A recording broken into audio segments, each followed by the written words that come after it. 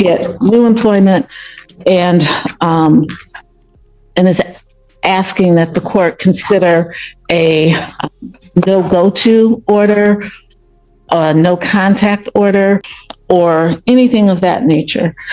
My client, Mr. Hopkins, also recently registered for the cybersecurity program. Text me that information. I tried to send the confirmation to Ms. Barroso so that she would be able to see it.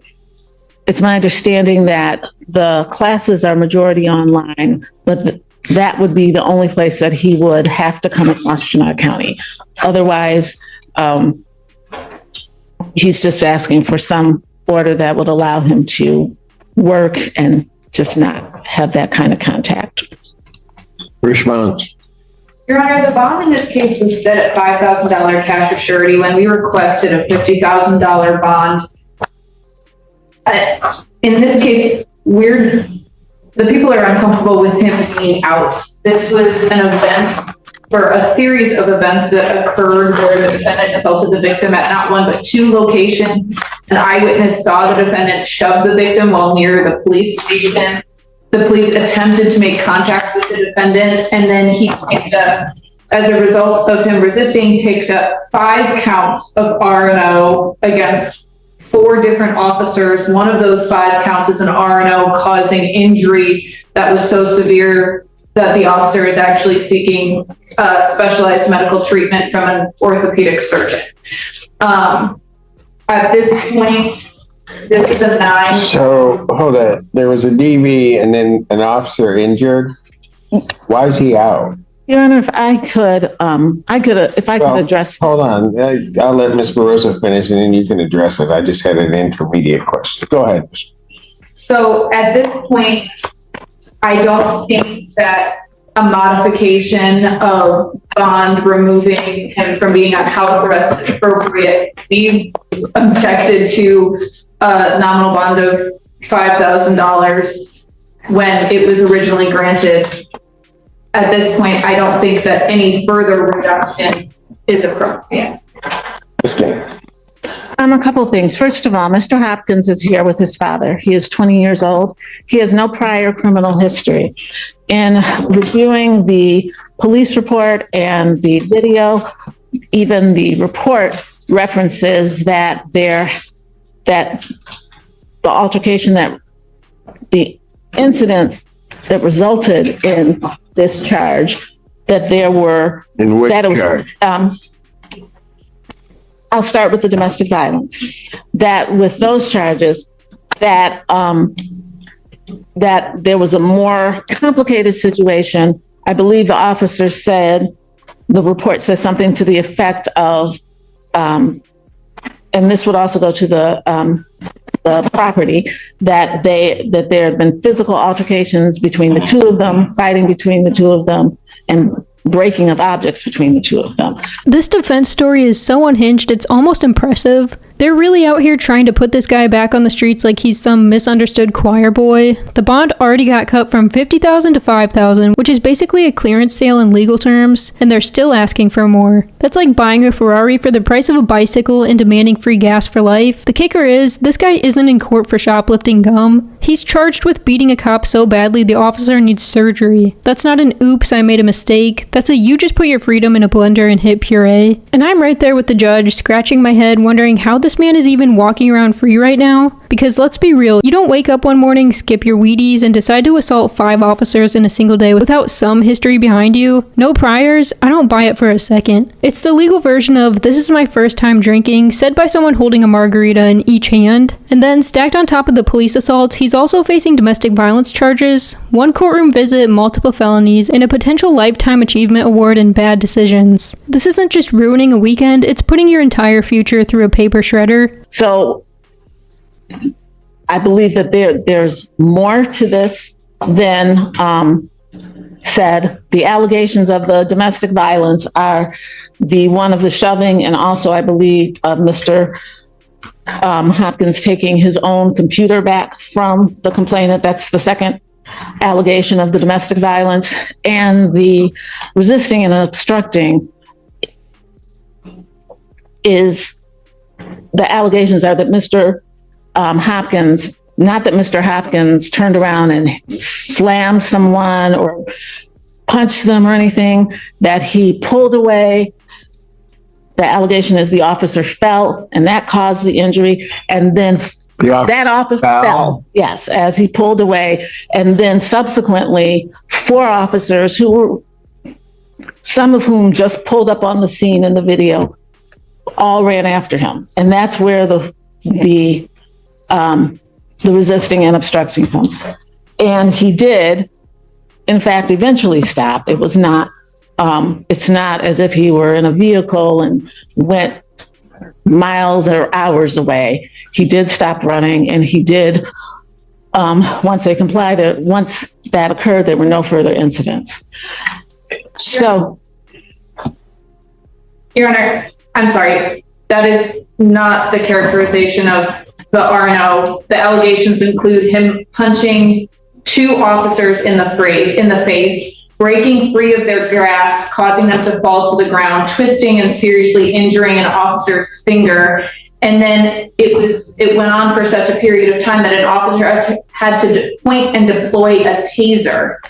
And that another officer had to point their pistol at a defendant. So at the defendant. So at this point, I don't think it was him passively. I had an opportunity to view the video. Well, you had an opportunity to view the video. Yes. Let me ask you this. Was a taser deployed? Your Honor, when That's either yes or no. Was a taser deployed? Your Honor, as soon as the officer saw him, she pointed the taser at him. This is not, as soon as she saw him, she pointed the taser at him. This is not a situation where he was running and pointed the taser. I didn't ask that, Ms. Gaines. I did not ask that. Yes, sir. Was the taser deployed? Yes, it was. Did an officer have to draw their weapon? I did not see that. I could not see that on the video. Ms. Barroso, are you indicating an officer had to draw their weapon? That is what was indicated to me in the file, Your Honor. Yes. And then there's an officer that's injured. Again, we'll ask the question. I don't know why this individual's out. Again, Your Honor, he's 20 years old. He has no prior history, and he has no reason to come back to Washtenaw County other than for school in this case. It's my understanding. I have not heard any information that he has had any contact with the complainant, has violated any orders. He is just asking to be able to go to work and to be able to get a job and go to work.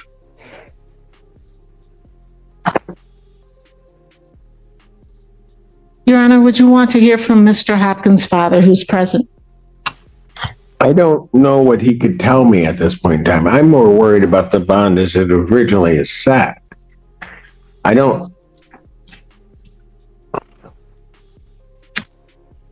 Does he have prior convictions for anything?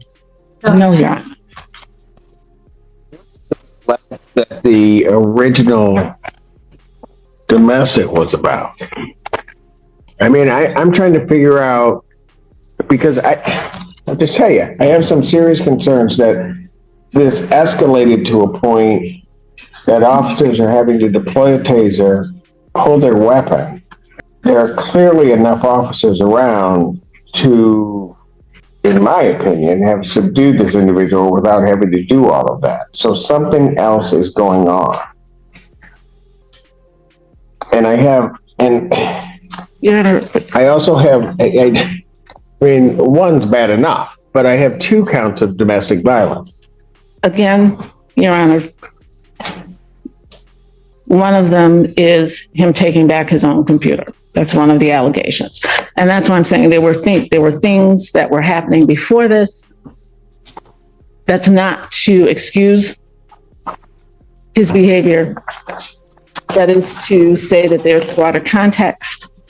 And Yeah, so the defense here is collapsing faster than a cheap folding chair, and it's almost painful to watch. We've got two completely different contradicting stories, and honestly, their version sounds like it was written during a group project where nobody talked to each other. The judge throws them a softball, yes or no question, and instead of answering, they're dancing around it like it's a TikTok challenge. Meanwhile, this defendant is only 20 years old and still manages to rack up a highlight reel of police encounters, guns pointed, tasers fired, and he's still swinging. At that age, most people are worried about passing finals, not squaring up with law enforcement. The judge sees it, I see it, and you probably see it too. Something else is going on here, and it's not adding up cleanly. If I were the judge, anger management classes would be the first stop on this kid's new schedule, but classes alone don't cover the damage here. Time served feels like the only realistic option. You can't just fight off a fleet of cops and hope the system pats you on the back for effort. The way this case is going, the only suspense left is whether the sentence will be light or heavy. In my view of the video, initially there was one officer, then there were two, and he ran from two, but as he's running from those two, there are cars, four and five cars are pulling up with sirens on an unarmed young man who clearly panicked. This is not someone who's had police involvement, who has a history of contact with law enforcement and the criminal justice system. Again, I'm not excusing, but I do think that there is there's more. I think there are more nuances to this than the prosecutor does. Well, explain some of those then.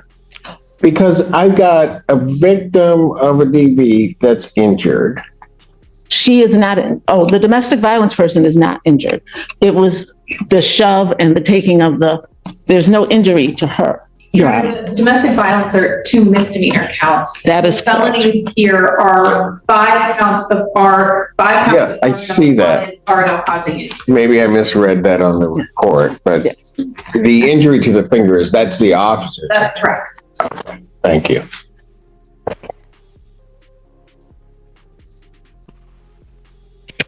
I don't understand this.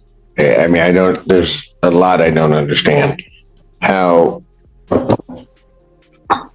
and I get there are resisting and obstructings that are filed that some may look at as questionable in terms of the charge. I get that.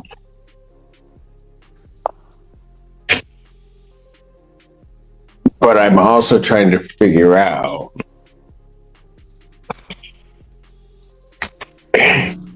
how an officer gets injured, that there are punches to the face of officers. I mean, Ms. Gaines, I don't get it. I understand what you're saying, and I'm saying I did not see any punches to the face when I observed the video. Tell you what, I'm certainly not changing any conditions. Can you explain to me one reason why I shouldn't raise his bond? Your Honor, he has appeared for every court date, and he has not picked up any new charges. He has not had any contact with the complainant on the domestic violence or any of the officers.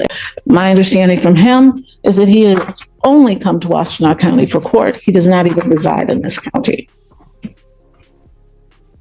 It does not appear he's a flight risk, nor that he is a danger to the community. He is here with his father.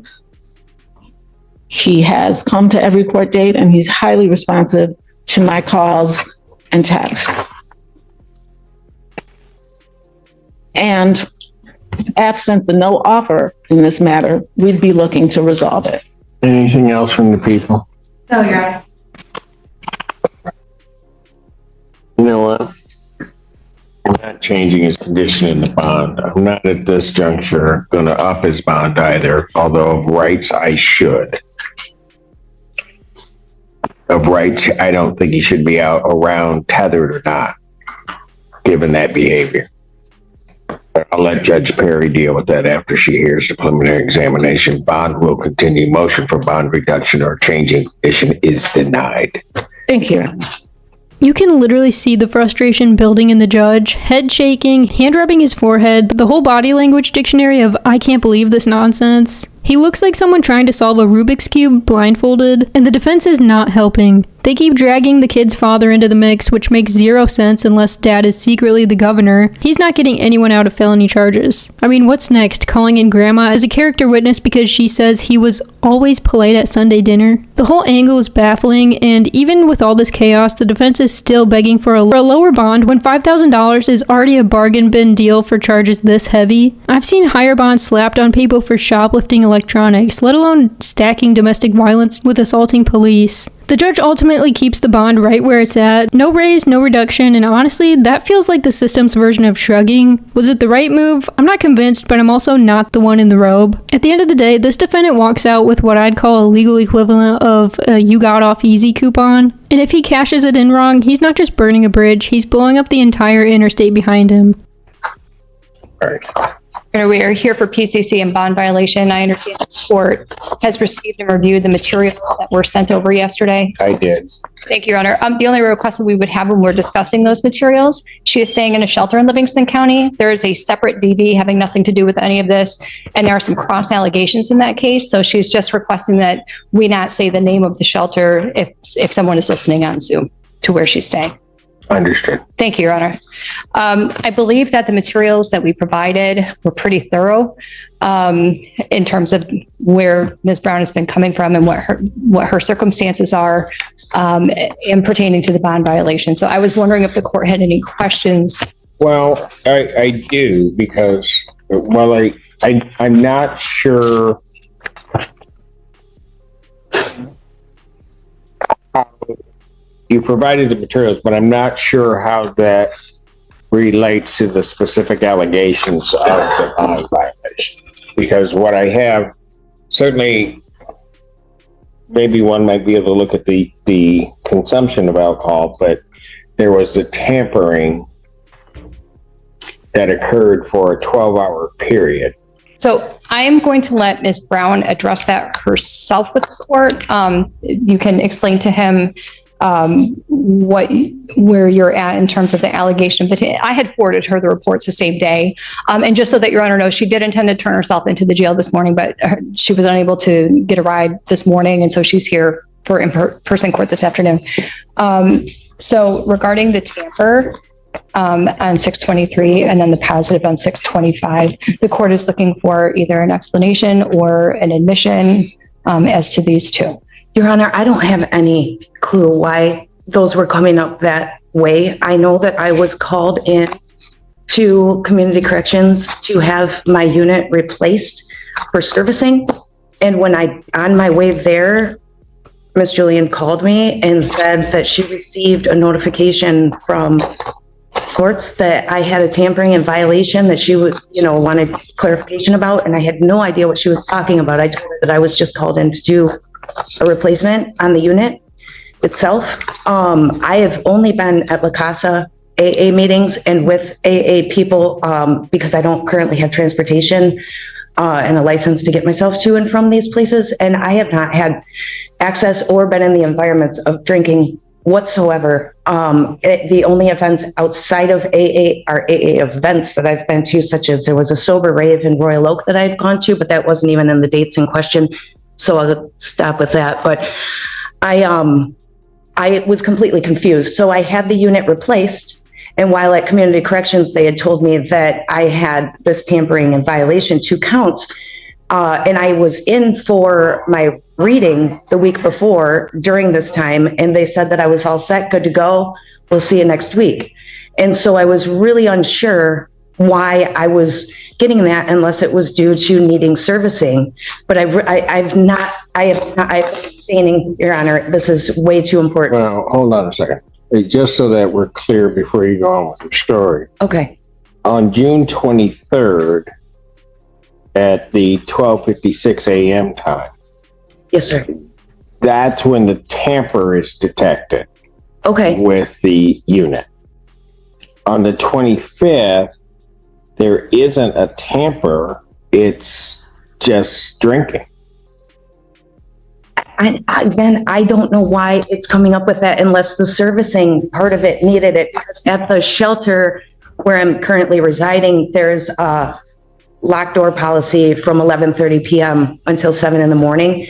And I didn't have access any of those days to alcohol or have them in my possession at a no drinking facility. And I was at the facility at both of those times, documented on camera. I believe they have at the shelter, as well as my sign in and out sheet, and documentation from the shelter staff themselves saying that I was there and there was no evidence of me using. The doors lock at 11:30. I'm a smoker. I come in and I pretty much turn out the lights and go to bed by midnight every night. So honestly, I'm telling you, I do not know unless it has something to do with the servicing aspect of it. I don't have access to there, and it's a couple miles Does she away. want a hearing on this? Because I'm going to tell you, I'm not believing what she's telling me. Okay. Then we would request a hearing, and we would ask Community Corrections to bring a log of their, not just the violation reports, but if she's been indicating, and she did to me that day, that they called her to Community Corrections to switch out her unit. If there was a problem, and this would have been the unit that was switched out. After this, this would have been the problem unit, is what I'm saying, is that if there was a problem with the unit. So perhaps we'd hearing where Community Corrections can bring their documentation of what they did and when, and the servicing of their units. How much time would the people need? I'm emailing Community Corrections right now, and time that works for the court, so I can bring one of them over. Anytime that works for the court, so I can bring one of them over for a bond violation hearing, whatever the court. All right, I'll set it for August. I'll set the bond violation hearing as well as adjourn it. This time the PCC out to August 1st, 2024. And actually, it's going to be at 3 p.m. because I got to be a hearing plus the PCC at that time. That's the bond in this case. Now, what I'm worried about is I issued a bench warrant without bond. I understand, Your Honor. I informed Ms. Brown of that the same day that the court issued the warrant. I did instruct her to turn herself into the jail. I do believe that part toward the end of her letter that was directed to the court expresses that she was emotionally really grappling with coming into custody based on all of her circumstances that were outlined. I have continued to encourage her to turn herself into the jail. She was going to do so this morning, but she does not drive. Ms. Julian, and I'll just tell you, that's part of my problem. Part of my problem is I know how you operate, Ms. Julian. You told your client, tell them what the right thing to do is, and they don't do it. And then today, or yesterday when we received the information and we understood she was going to turn herself in that morning, and so we were then trying to make sure that she was going to be on the docket at the proper time so we'd see her. So she was just sitting there and she doesn't turn herself in. And my staff, we're going all around trying to figure out where she is. And then I get an excuse she doesn't have a ride here. She's going to make her own call on all this stuff.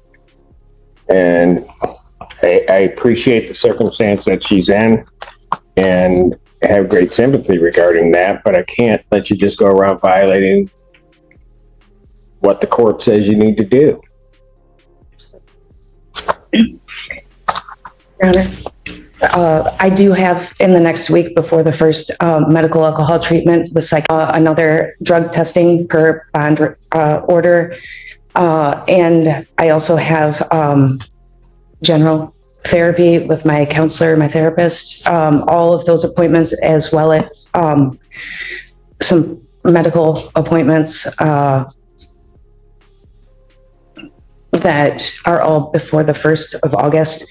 I have not left the state, and I was here this morning. I was not able to get here to turn myself in, but I was here for this hearing, and I can assure you I'll be here on the 1st. I really need to make these appointments. You shouldn't have had to go through whatever. And like I said, it's not like You didn't get the information from your attorney. You didn't get that. I'm reading everything she's sending me. She's doing a yeoman's job trying to represent you and do that. You're just not following through. I do not have a license, and I'm really sorry that I was not able to turn myself in. I apologize for that. Thank you. Did you call your attorney and say you couldn't make it? No, I wasn't sure yet, but I, See, and that's what I'm talking about. I mean, Miss Julian makes a representation to us that this is what you're going to do. This is everything. And then the person that's defending you and trying to make sure that the court understands everything about you, you're not even communicating with them to say this isn't going to happen. And then you're not following her instructions. she said she'd meet me at 1:45, and I texted her at 1 o'clock and said I'd be here at 1:30 and that I would meet her at 1:45. I didn't ask her for a ride, though. You're right. She did text me. It was after the morning, I want to say noon, that you were not able to turn yourself in this morning and that you would be here at 1:30. So I said that to meet me here since you were going to be meeting me here. So. How'd you get here this time? I had a friend of mine picked me up. I think that what you want to do is you don't do what you don't want to do. And so you don't put the effort forth. And then everybody is sort of just misled as to what you're going to do. Well, it doesn't work that way. Because it puts a whole lot of people out.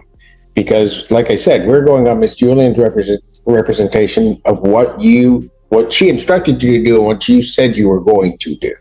And you didn't do it. And then everybody's looking around. We don't even know where you are or that you're going to show up at this time. You don't get to make those choices. So at this time, Miss Julian, you can file a motion regarding her additional appointments and other things that she may have to do. But at this time, defendant's bond is revoked, defendant's remand. Thank you. Mr. Honor, thank you. In the meantime, for the record, we are trying to see if we can resolve this case at district court level.